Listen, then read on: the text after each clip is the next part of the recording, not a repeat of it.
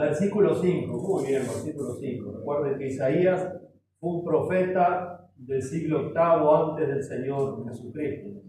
Es precioso este libro, pero estamos viendo algo muy particular acá, algo en el cual Dios hace una afirmación contundente en cuanto a la relación que Él tiene y desea con su pueblo. Isaías capítulo 54, versículo 5, dice: porque tu marido es tu hacedor, Jehová de los ejércitos es su nombre y tu redentor, el Santo de Israel, Dios de toda la tierra será llamado. El domingo pasado, a la luz de este texto y de lo que Dios manifiesta en este texto, Él manifiesta que es el marido, Él es el hacedor de su pueblo. Y bueno, las implicaciones que tiene esto, y cómo Dios, a través de una analogía muy conocida que es el matrimonio, pero también muy profunda y muy práctica, que al hablar de ello todos sabemos lo que implica el matrimonio, y Dios usa esa analogía para revelar la relación que Él desea tener con su pueblo, esa relación de pacto marital que Él había hecho con su pueblo.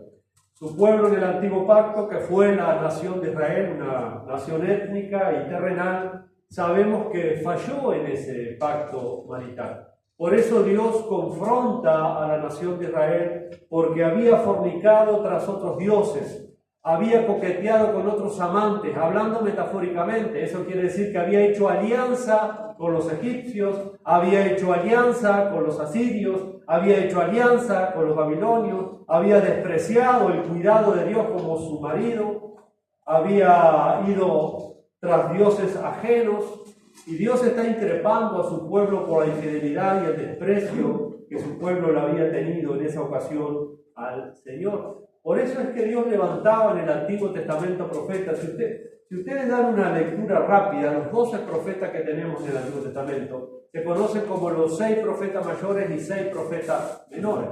Hoy, por ejemplo, cuando nuestro hermano Daniel leyó en Miqueas capítulo 6, el Señor dice, tenía contienda con su pueblo. Entonces, cada vez que Dios levantaba un profeta, era para echarle en cara de alguna manera al pueblo, recriminarle al pueblo, o hacerle ver al pueblo que se había desviado de él, que el pueblo estaba siendo infiel. Y este concepto lo tenemos en todos los profetas.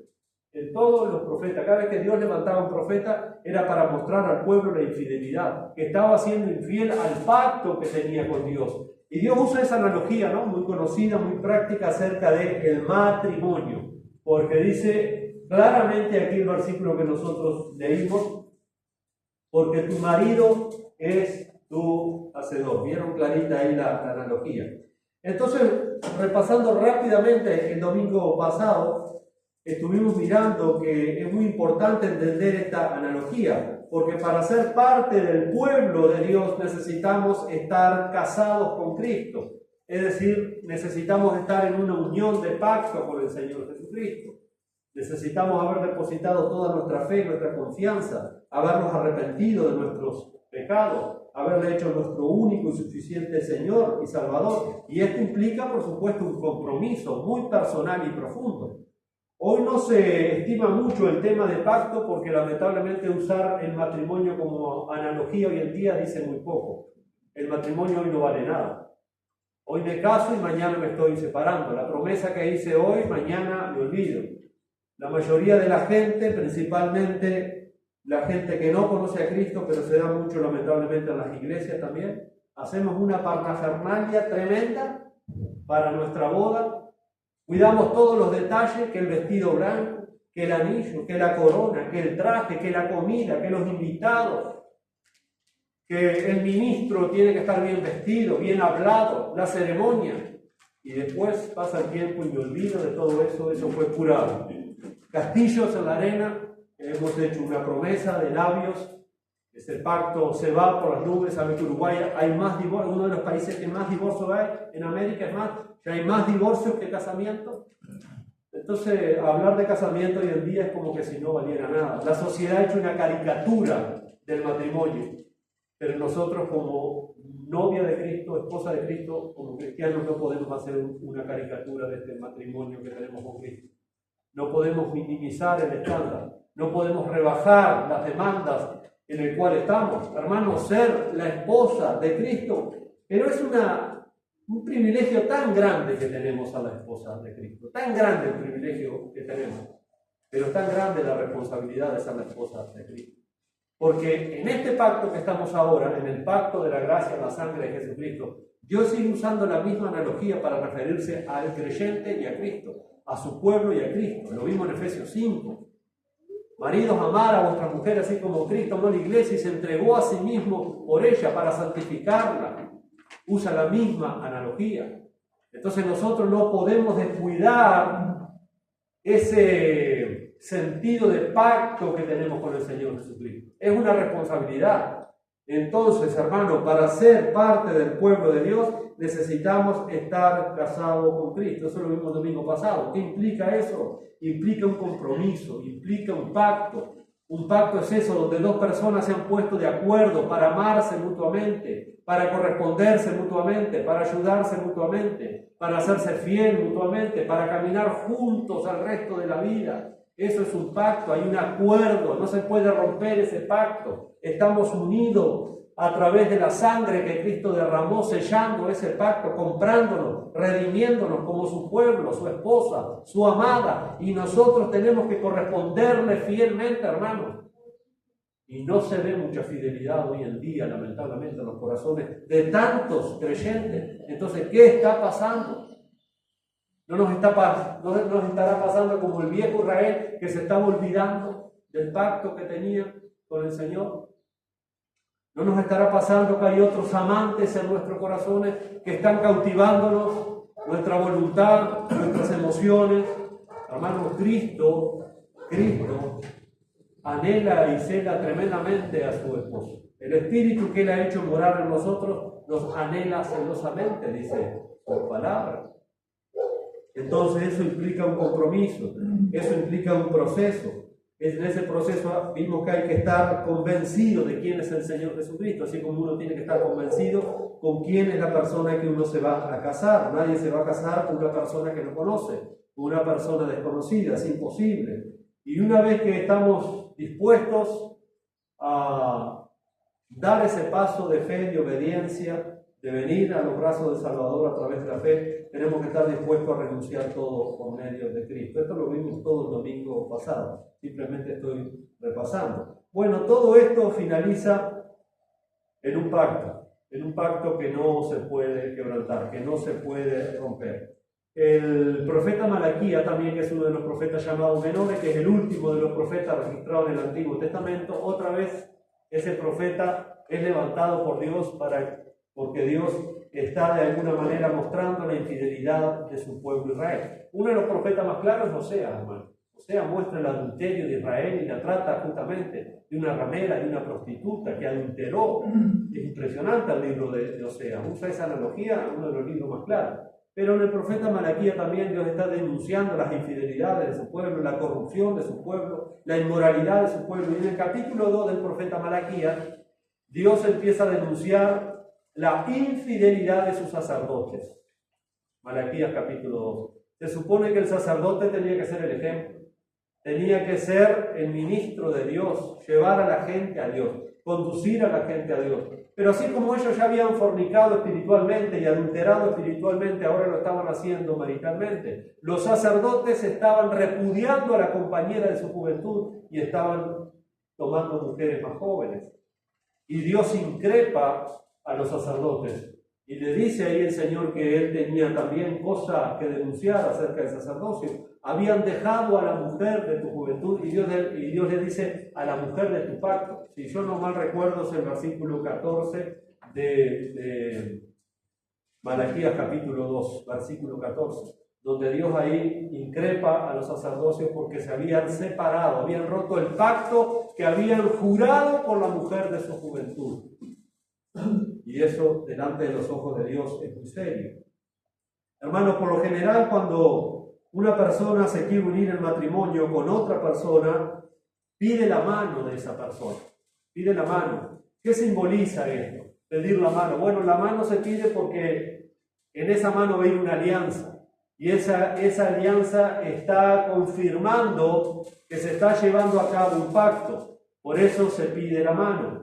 porque se está llevando a cabo un pacto, las personas se están poniendo de acuerdo. Que la mayoría de los casados no tenemos. Esta alianza nos la pusimos antes de consumar el matrimonio.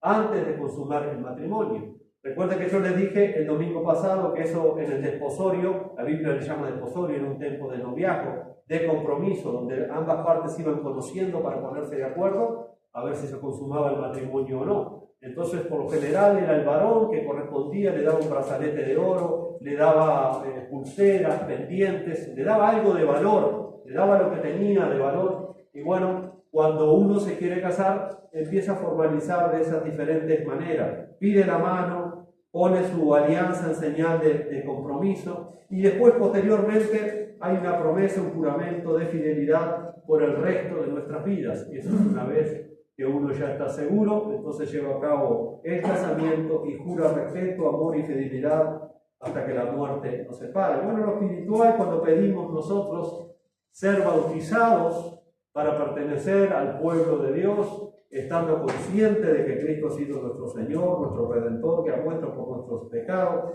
de alguna manera, mediante el bautismo, estamos confesando públicamente, hermanos, a Jesucristo como nuestro único y suficiente Señor y Salvador. Lo estamos confirmando a través de algo visible.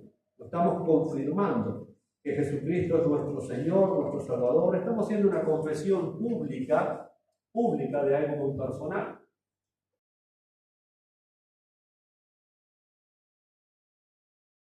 Cuando nos sumergimos en las aguas, nuestra vieja vida pasada quedó clavada allí con Cristo en la cruz, pero emergimos mediante la resurrección de Cristo a una nueva vida. Lo hacemos público eso.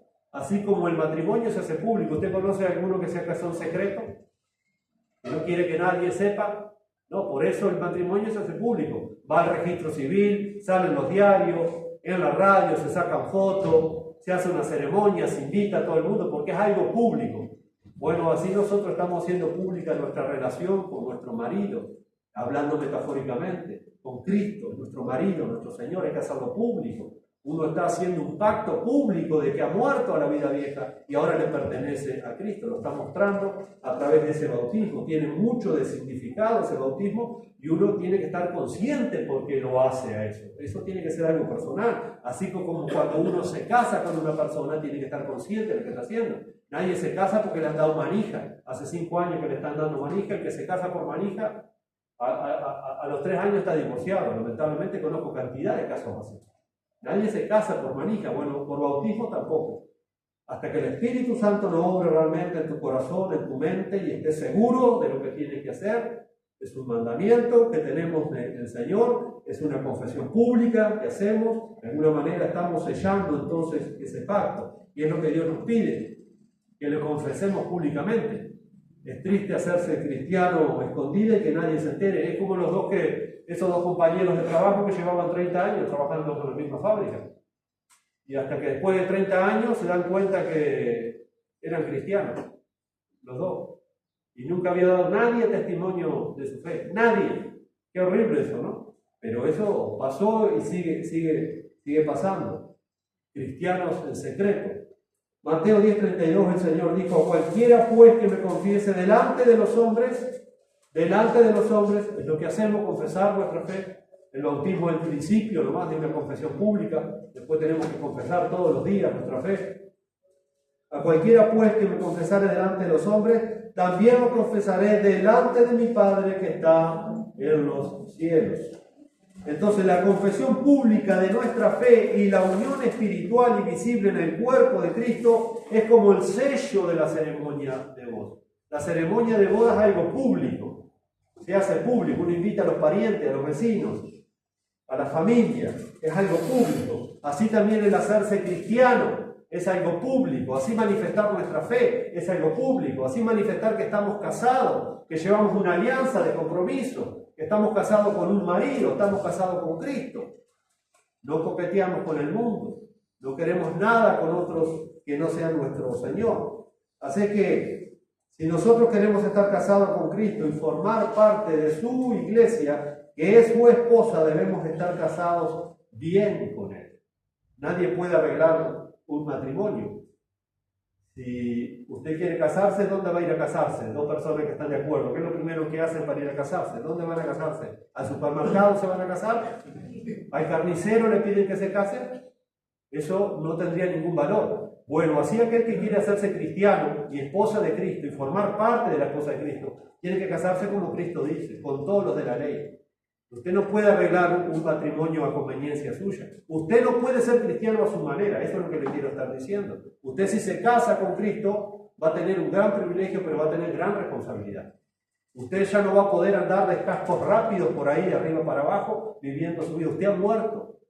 Como dice Pablo en Colosenses 3, mas nosotros estamos muertos y nuestra vida está escondida con Cristo en Dios. Vosotros habéis muerto y vuestra vida está escondida con Cristo en Dios.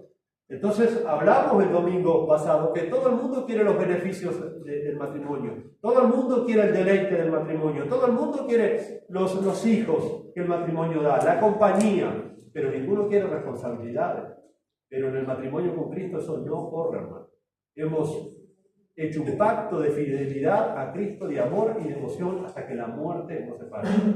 No podemos andar coqueteando como iglesia ni como creyente con otras cosas. Yo tengo un marido, es decir, metafóricamente hablando, un Señor, un solo Señor, a quien debo respeto, obediencia y fidelidad, en las buenas, en las malas, en la enfermedad, en la sanidad, en la pobreza, en la abundancia.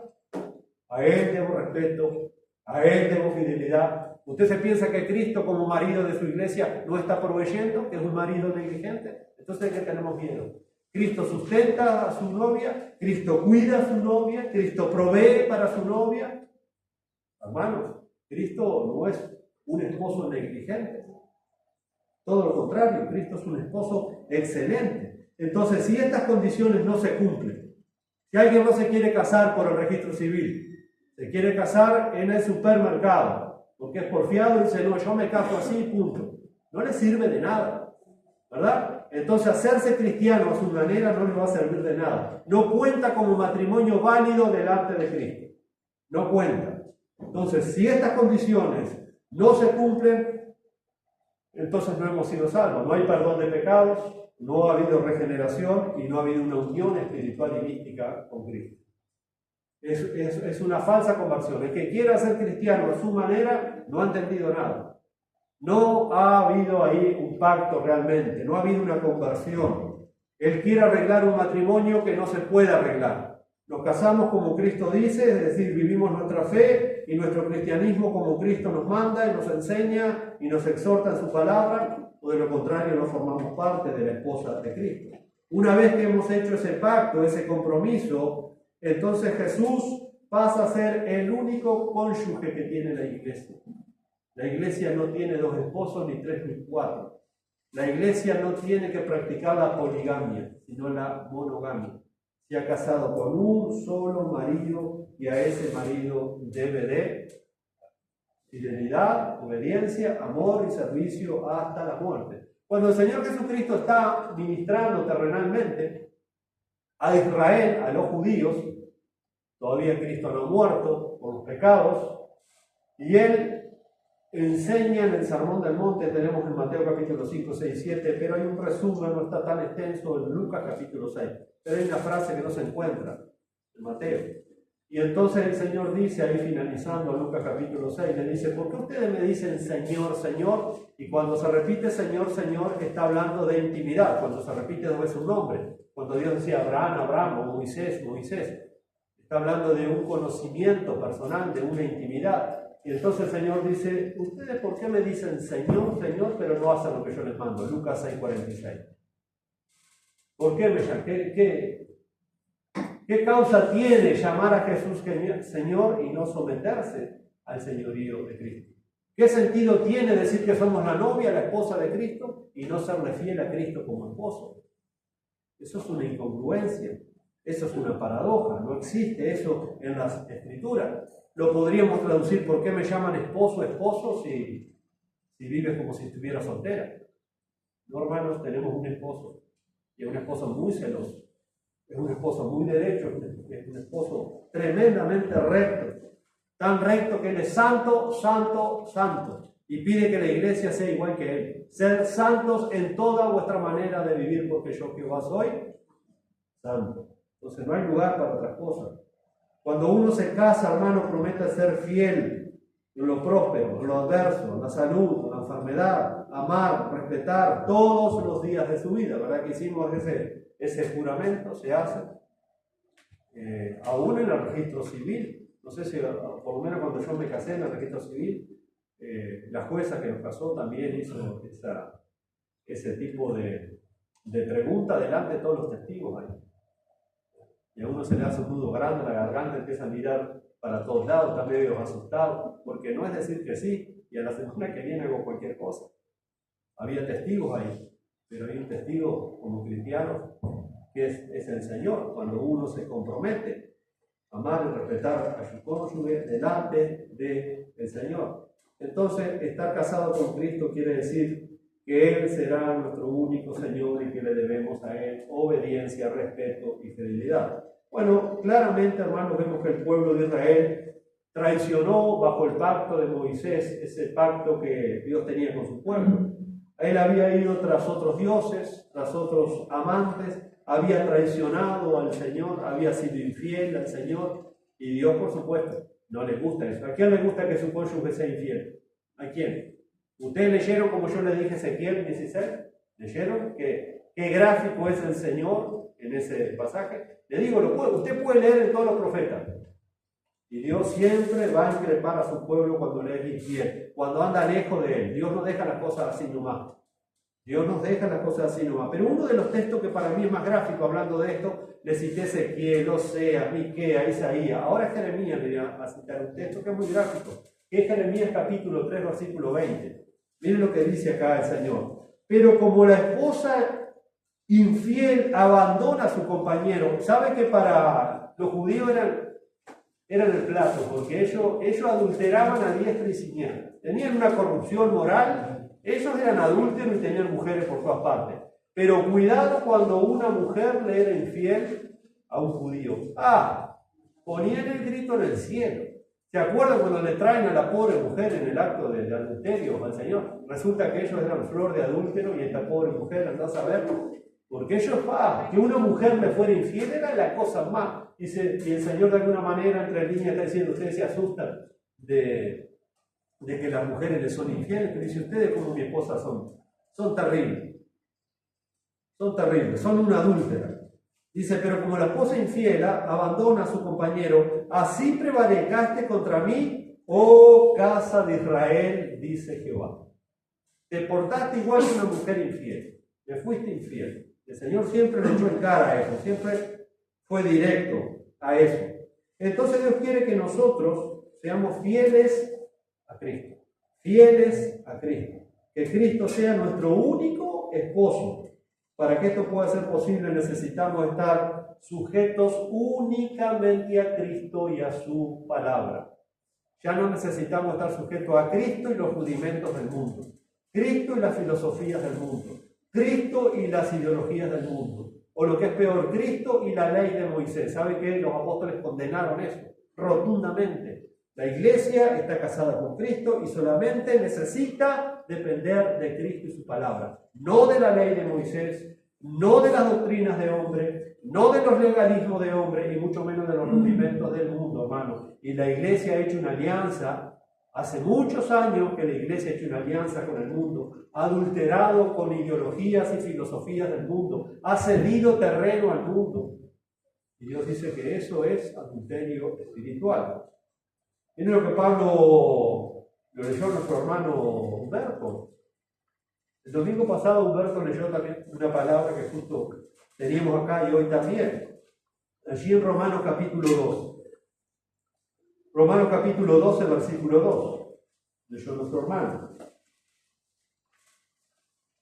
Dice, no se conformen a este siglo. Literalmente, no permitas cada uno, eso lo tiene que hacer cada uno, no permitas que el mundo te ponga el molde. El mundo quiere que pienses igual que él, el mundo quiere que disfrutes igual que él, el mundo quiere que te goces igual que él, el mundo quiere que corras en la misma dirección que él. Y Pablo dice, no, cristiano, no, iglesia, no te dejes poner el molde del mundo. Nosotros estamos en el mundo, pero no pertenecemos al mundo. ¿Pertenecemos a quién? ¿Y quién es Cristo? ¿Y qué más es Cristo? Nuestro marido. No podemos andar coqueteando con el mundo, serle infiel a Cristo por el mundo. Hermanos, si somos sinceros y lo estamos hablando delante de Dios, me va a decir a mí que la iglesia no ha salido a la polvadera buscando los deleites del mundo para traerlos al lecho de amor entre Cristo y la iglesia, que es la comunión santa de los santos, pervirtiendo el culto, trayendo cosas del mundo, ideas del mundo, historias del mundo, cuentos del mundo, ideologías del mundo, costumbres del mundo, modas del mundo a la iglesia. ¿Usted se piensa que Dios, siendo un marido tan celoso, va a mirar esas cosas con agrado que no provienen de Él? No, hermanos. Israel hizo lo mismo en el pasado y Dios levantaba un profeta. Israel se ponía más duro y más rebelde y se enojaba y se ofendían y mataban a los profetas. Y vamos a seguir viviendo así. ¿Qué nos importa a nosotros? Maten a Jeremías, maten a Isaías, maten a todos estos profetas aguafiestas que no nos dejan disfrutar de la vida.